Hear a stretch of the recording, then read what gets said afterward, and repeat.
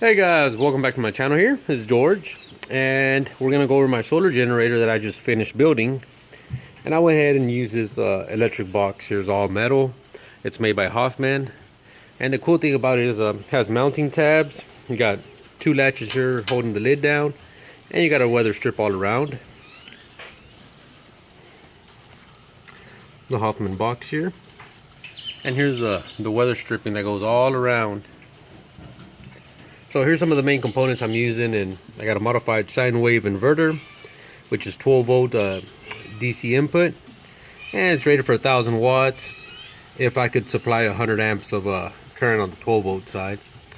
Anyways, I got a PWM charge controller here, a Sunsaver 6, which stands for 6 amps at 12 volts. We got two power analyzers here, and these are from Hobby King. And the top one shows what the solar panel is inputting right now to my battery, which is 0 watts because we're under a roof and it's cloudy. And this one right here shows the power leaving the battery to my inverter. If I turn the inverter on,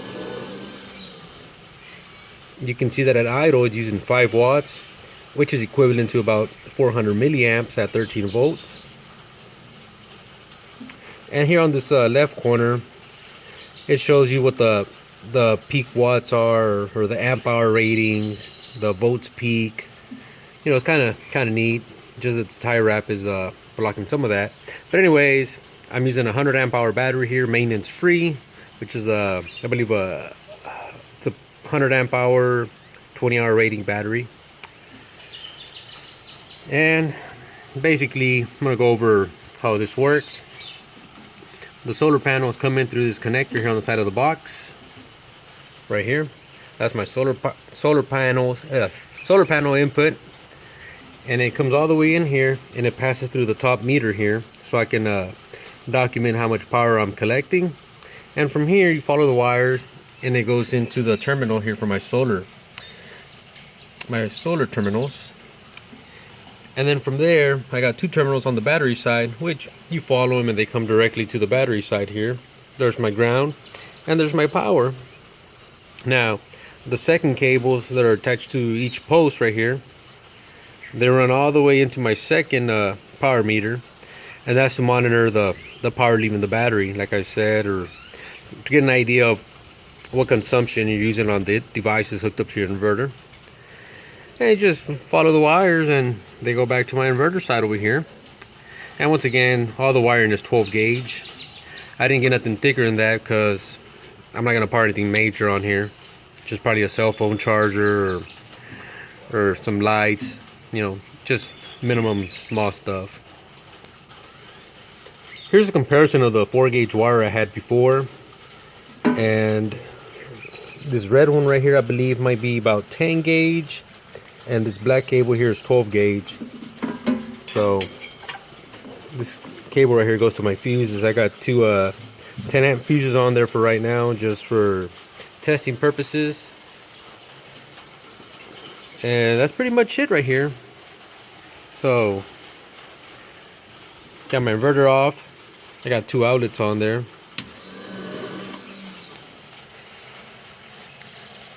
And the charge controller also has a little indicator there for full battery or halfway or bad battery, I would think.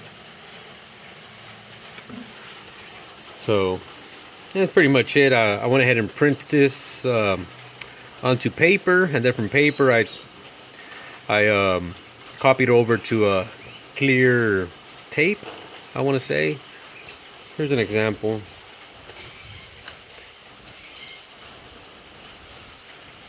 Well, anyways, that's paper, and then I put a piece of tape on the front. The water dissolves the paper, and then I can just put the tape where I want it, like a clear sticker. And it only works with what is it? With toners. It has to be a toner printer. Anyways, back to the generator. I try using an enclosure that has the leaves holes in it, and if I do pre-drill, I use a sealant on here, which I use some window sealant or liquid nails clear seal. And I put lock washers on everything.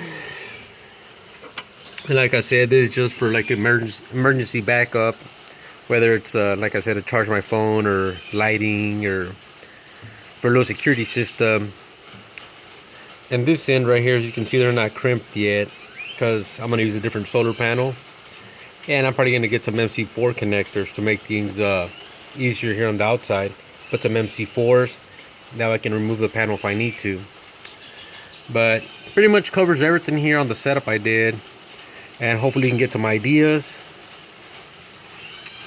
And I guess have a good day and be safe out there. And if you don't know much about electricity, kind of don't try it alone, or just be safe. All right, guys, bye bye.